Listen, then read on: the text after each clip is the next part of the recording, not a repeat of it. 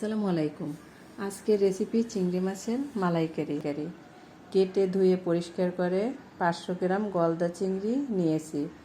মালাইকারির জন্য মশলা তৈরি করব। একটা কাঁচামরিচ, বড় সাইজের একটা রসুন, মাঝারি সাইজের 5টা পেঁয়াজ এখন একসাথে ব্লেন্ড করে নিব।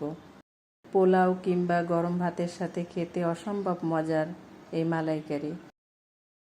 1 চা চামচ লাল মরিচ গুঁড়ো, হাফ চা চামচ হলুদ গুঁড়ো, হাফ চা চামচ লবণ দিয়ে ভালোভাবে চিংড়িগুলো আলতো হাতে মেখে নিব।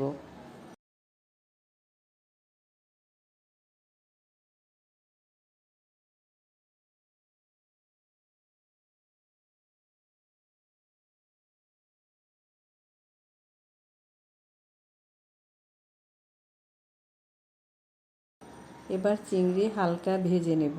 তাই চুলায় একটা প্যান বসিয়ে তার মধ্যে 2 চা চামচ গলানো বাটার দিয়ে দিলাম। এক এক করে সব চিংড়ি প্যানের মধ্যে দিয়ে দিলাম। চিংড়ি ভাজা শেষ। প্যানের মধ্যে 2 চা চামচ রান্নার রেগুলার তেল দিয়ে দিলাম। আগে থেকে তৈরি করা মশলা দিয়ে দিলাম।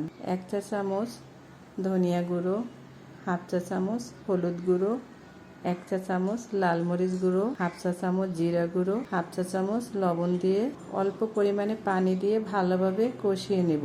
এরপরে সামান্য পরিমাণে নারকেল দুধ দিয়ে ভেজে রাখা চিংড়িগুলো দিয়ে ভালোভাবে কষিয়ে নিলাম। হাফ লিটার নারকেল দুধ দিয়ে দিলাম।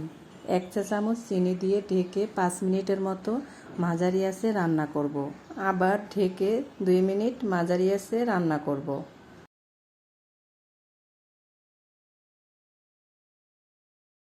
রান্না শেষ। এবার 1 চা চামচ ঘি দিয়ে ঢেকে 1 মিনিটের মতো রান্না করব। তৈরি হয়ে গেল দারুণ স্বাদের মজাদার চিংড়ি মাছের মালাইকারি। সবাই অনেক বেশি ভালো থাকবেন, আমার জন্য দোয়া করবেন। আবার দেখা হবে কোনো রেসিপি নিয়ে।